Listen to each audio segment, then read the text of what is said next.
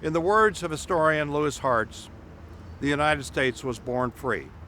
Its liberation from British rule began where I'm standing, on the village green in Lexington, Massachusetts. It was here on a spring morning in 1775 that American colonists first fought the British. Paul Revere had ridden through the night to warn local militia that the British were marching their way. The militiamen were farmers, merchants, and craftsmen. They numbered less than 100. The British force was 10 times larger, and they were regular soldiers, part of the world's finest army. It was no contest. The firing stopped within moments. 8 Americans lay dead. The only British casualty was a lightly wounded soldier.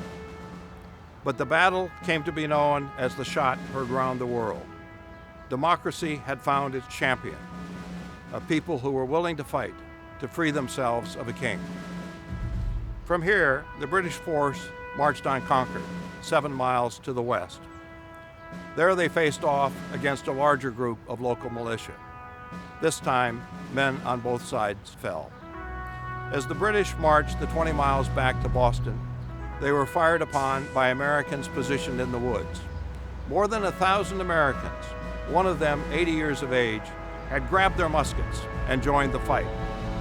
The British were trained to fight in the open field, not against men protected by rocks and trees.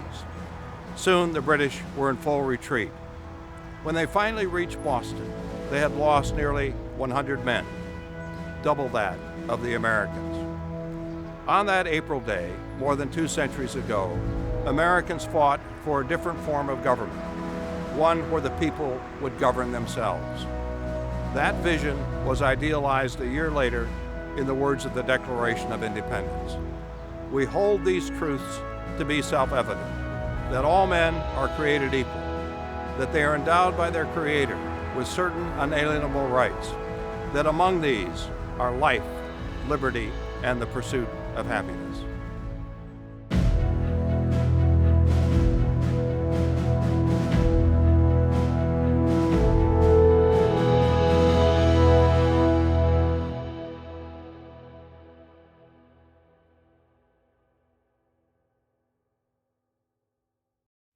The ideas that sparked the American Revolution are today the foundation of America's political culture. Political culture is a term that refers to the deep-seated and widely shared beliefs of a people, beliefs that are so much a part of their thinking that they're almost second nature. Habits of the heart is how the French writer Alexis de Tocqueville describes such beliefs. Now, a nation's political culture gives its politics a distinctive character. Roughly half the world's nations today are classified as democracies. Yet, as a result of cultural differences, they differ markedly in how they're governed. German politics is not the same as Greek politics, any more than Japanese politics is like the politics of India. In this session, we'll examine the American political culture.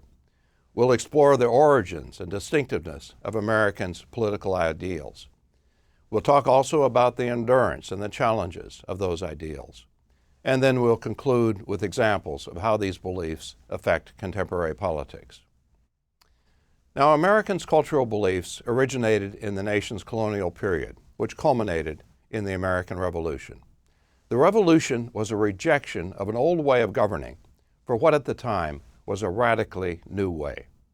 As James Madison, the nation's 4th president, said, "We were testing whether governments do better without kings than with them." But the revolution was more than a question of whether ordinary people were capable of governing themselves. It reflected a far-ranging change in how people thought. In the Europe that American settlers had left behind, power was in the hands of a small few. Hereditary kings sat atop the political ladder. Ordinary people were their subjects, possessing few opportunities and even fewer rights. It was an age-old system, and the British king tried to impose it on the American colonies. It didn't hold. The American continent was too big and too uncharted to be tightly governed. In today's high-tech world, it's hard to imagine what the settlers found upon arriving in the New World, the seemingly endless tracts of harsh and uncharted wilderness land. That untamed expanse gradually changed how people thought about themselves and about government. Why should they surrender their liberty to a king when personal freedom was as close as the next wilderness area? Why should they bow to a king when greater equality could be had by moving to the next frontier? Why should they work in the fields of a king? Why should they accept the age-old feudal system when land was freely available and could be made productive by their own hand? And why should they be governed by laws created by a king an ocean away when they knew their governing needs far better than any distant ruler? It was the gradual dawning of these radical beliefs that constituted the real American Revolution. As the nation's second president, John Adams, said, "The American Revolution started first in the minds and hearts of the people." The armed revolution served to crystallize what Americans had come to believe, that they should be free, equal, self-reliant, and self-governing. Today, the beliefs nurtured during the colonial period are the cornerstone of the American political culture. They define even what it means to be an American. The people of most countries derive their identity from shared ancestry. What makes someone French or Chinese, or defines them as a Turk or a Russian? It's common ancestry. They share land and a bloodline that goes back centuries. The French have a nation that's more than 1,000 years old. The Chinese have one that's even older. It dates back more than 4,000 years. Americans are different. They don't have a common bloodline. They come from every corner of the globe: England, Mexico, Ireland, India, Vietnam, Africa, Germany, you name it. I was at a concert recently and struck up a conversation with the American next to me. As it turned out, he was born in Chad, a country in Central Africa. So what, in the absence of shared ancestry, is Americans' common bond? What do they share besides the fact they live in the same country? Writing in the late 19th century, the British historian James Bryce said that Americans' identity stems from the ideals that emerged during the colonial period. Bryce was struck by the fact that wherever he traveled in the U.S., people voiced the nation's founding ideals. At the time, the nation was still expanding westward, a frontier experience that further ingrained the beliefs that had sparked the Revolution.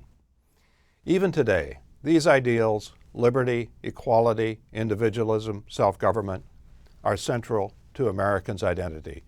Collectively, they've been called the American Creed.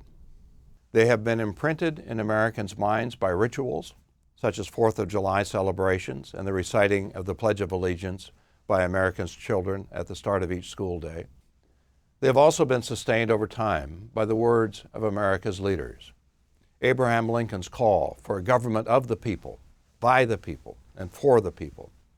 Franklin Roosevelt's proclamation that we are a nation of many nationalities, bound together by the unity of freedom and equality. Barack Obama's plea in his first inaugural that America reaffirm the promise that all are equal, all are free, and all deserve a chance to pursue their full measure of happiness. But Americans' ongoing embrace of the nation's founding ideals is more than a matter of rituals and rhetoric. Americans have found that their nation's founding ideals are worth keeping. To be free of repressive government, to be the equal of others, to be economically independent, to have a say in your own governing. Those are abiding principles. Now, high ideals don't come with a guarantee that people will live up to them. The clearest proof of that in the American case is slavery. For 250 years, black Americans could be bought and sold, subject to the dictates of their masters. And even when freed by the Civil War, black Americans continued to suffer second-class status, denied access in the South to whites-only schools, hospitals, restaurants, and hotels. Unequal treatment was also the fate of Native Americans and of women. Asians, too. For a long period, America made it clear that Asians were not wanted here. Chinese and Japanese laborers had been brought here to do the work of laying the tracks for the Western railroads. Once the work was done, they were pressured to leave. Many did. Later, they were barred from entry. Through the Immigration Act of 1924, Congress imposed a complete ban on Asian immigration. Not just Chinese and Japanese, but Koreans, Indians, and other Asians as well. Racism was behind these policies, but America's leaders found it more convenient to say that the Asian way of life didn't conform to the American way. In justifying the 1924 ban, President Calvin Coolidge said that those who do not want to be partakers of the American spirit ought not to settle in America. He delivered those words while speaking from the base of the Statue of Liberty. Such examples might suggest that America's cultural ideals are devoid of meaning, high-sounding words but little else. And that's sometimes been true. Cultural values are not commandments. They are principles that people can live up to or ignore. Americans' cultural beliefs are particularly challenging. They are rooted in high ideals. Liberty, for instance, is not license. It's not freedom to do whatever you please. It's rooted in free choice, but it entails responsibility. Freedom up to the point where it infringes on the freedom of others. Americans' cultural beliefs also conflict. Self-government, for example, implies the right of the majority to rule, whereas liberty implies that individuals have rights beyond the reach of the majority. When majority rule and minority rights come into conflict, each side can say that it has Americans' ideals on its side and no resort to logic and persuade either side that the other has the larger claim. Yet, despite their conflicting implications and unfilled promise, Americans' ideals have left their mark on the nation's politics. It's impossible to understand the course of American history without taking its cultural ideals into account. It's true, for example, that racial, gender, ethnic, and other forms of discrimination constitute the darkest chapter in the nation's history. Yet it's also true that the struggle of Americans across the generations to build a more equal society is one of the nation's brightest chapters. How, other than a commitment to equality, can we explain the frequent political movements that have sought to make America a more equal place? There have been scores of such movements, including the abolitionist movement, the suffragist movement, the women's rights movement, and the contemporary gay rights movement. Particularly noteworthy is the Black civil rights movement of the 1950s and 1960s. America's mistreatment of blacks came into sharp focus with the end of World War II. Black soldiers had fought bravely to defeat Nazi racism in Europe, only to return home to racism. Black Americans began to agitate for their rights in ever more forceful ways, eventually turning to boycotts, sit-ins, rallies, marches.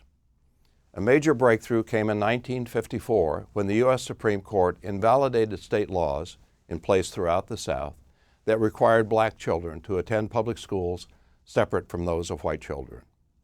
In its ruling, the court said, "Separate educational facilities are inherently unequal."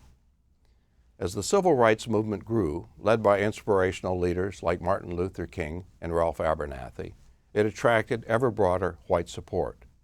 By the early 1960s, polls indicated that 3/4 of non-Southern whites favored an end to racial discrimination in restaurants, hotels, and other public accommodations. In 1964, Congress passed the Civil Rights Act, which did precisely that. As he prepared to sign the legislation, President Lyndon Johnson said, "We believe that all men are created equal, yet many are denied equal treatment. We believe that all men are entitled to the blessings of liberty, yet millions are being deprived of those blessings, not because of their own failures, but because of the color of their skin. But it cannot continue. The principles of our freedom forbid it, and the law I will sign tonight forbids it."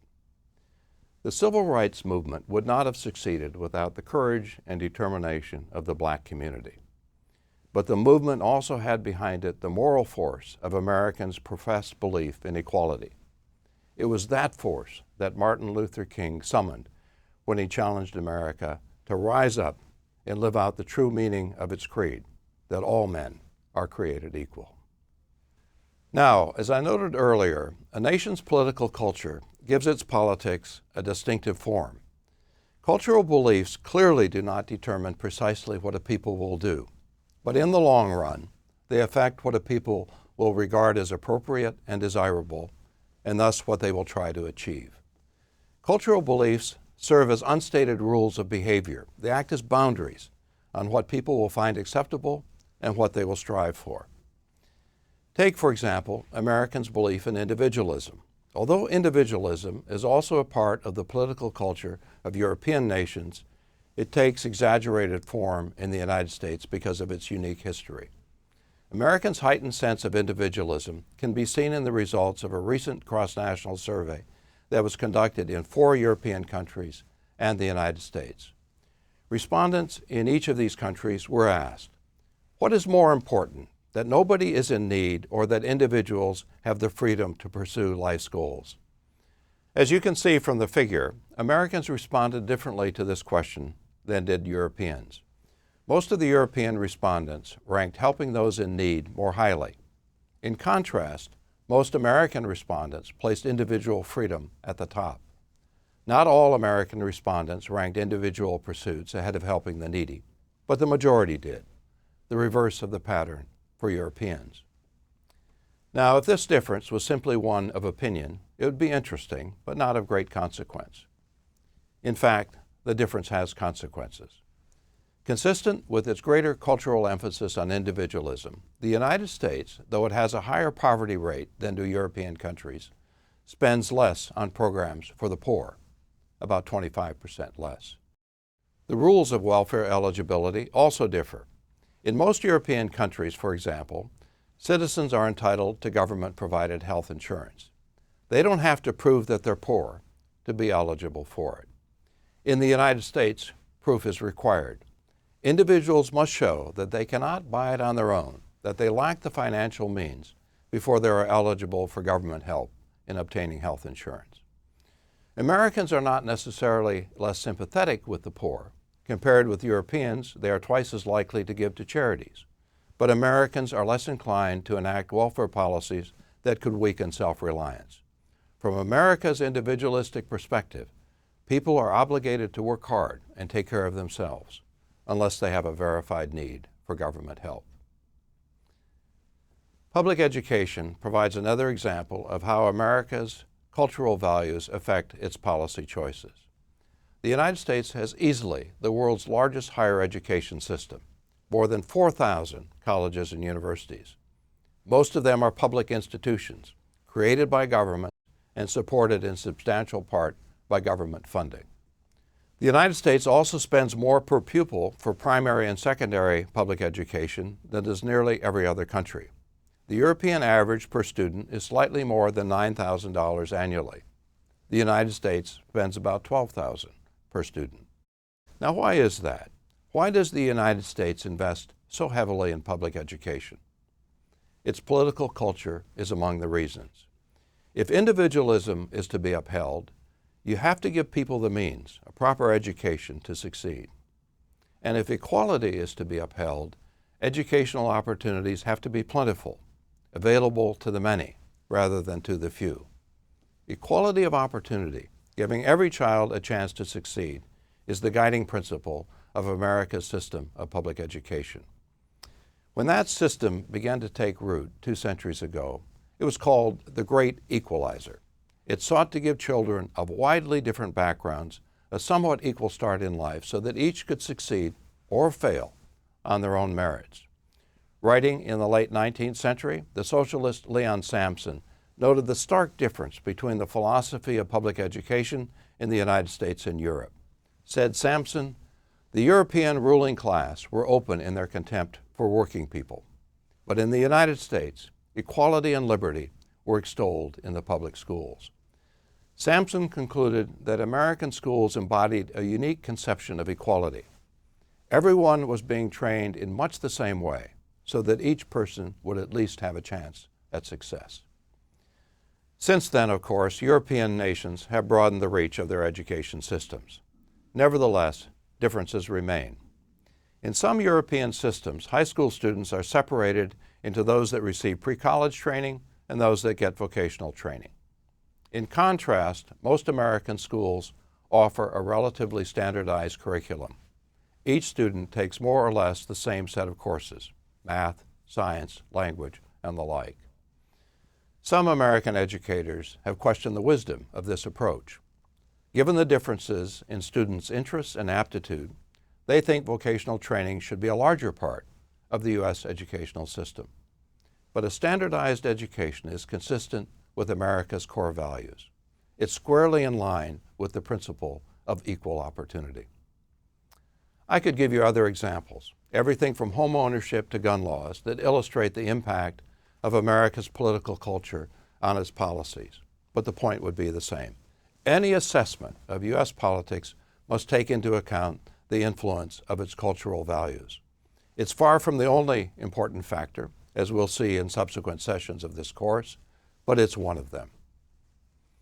Now, before summarizing what's been said in this session, I'd like to speak briefly about the nature of politics. Political scientist Harold Laswell described politics as the struggle over who gets what, when, and how. In other words, politics is the process through which a society settles its conflicts over who gets the benefits and who pays the costs of public policy. There are two basic reasons why conflict is at the center of politics. One is scarcity. Even the richest nations do not have enough wealth to satisfy everyone's demands. That sets up conflict over how a nation's resources are distributed. Everyone wants a piece of the pie, but the pie is not big enough to give everyone what they want. Consider, for example, the difference in the quality of America's public schools. Wealthy suburban districts have better school facilities than do poor inner-city neighborhoods. The reason for this is that public schools are financed in large part at the local level. Roughly half of school funding is provided by local taxes, and wealthier communities have a stronger tax base. In an effort to improve their schools, poorer districts have pressured state governments to equalize spending across districts. This proposal has been strongly opposed by wealthier districts, which fear it will weaken their schools. Such conflicts, stemming from insufficient resources to satisfy everyone's demands, are an everyday part of politics. Nearly any time that money, status, or other type of resource is at issue, people will fight over its distribution. The second major source of conflict in society is values. More precisely, values that diverge. One person's beliefs about what's right and wrong may differ radically from another person's. When such value differences exist around an issue of policy, conflict is almost inevitable. A case in point is the abortion issue. Ever since the Supreme Court in 1973 declared that women have a right to choose abortion, the issue has been a persistent source of conflict. To some, abortion is a woman's right to choose. To others, abortion violates the rights of the unborn. These are opposing beliefs and largely incompatible. One side would ban abortion, the other would leave the choice to the woman. How do you bridge that difference? Well, you don't do it easily. Ever since the Supreme Court's 1973 ruling, abortion foes and supporters have been fighting the issue in the courts, through street demonstrations, and in the halls of Congress and state legislatures. Such conflicts are an everyday part of politics. Whenever people's values clash, each side will fight to come out on top. Now, who wins out when there is conflict over resources or values? Which side gets what it wants? The abstract answer is that the winners are those with the most political power. Power is a basic concept of politics. Political scientists define power as the ability of an actor, such as an individual, group, organization, or institution, to influence policy or control the behavior of others. Influence and control, those are the marks of power.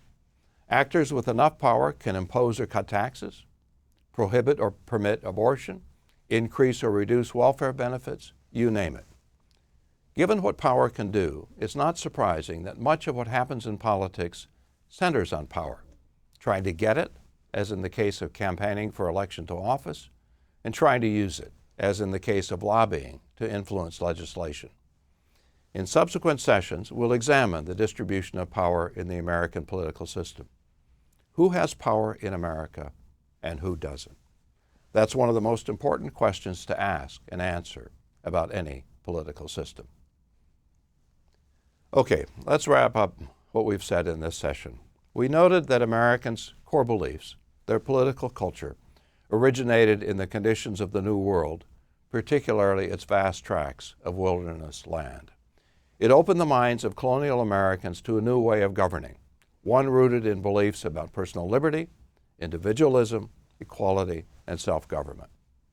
We also noted that these ideals have been passed along to each succeeding generation of Americans, ensuring their continuing influence on the nation's politics. Americans have argued over the meaning of these ideals, but not whether they're worth keeping. We pointed out some of the challenges that Americans face in living up to their ideals, challenges that stem in part from the demanding and sometimes conflicting nature of these ideals. We then looked at how these beliefs affect public policy, pointing out that they set boundaries on what people will regard as desirable, and thus what they will try to achieve politically. Finally, we noted that politics is the process by which society settles its conflicts over scarce resources and opposing values.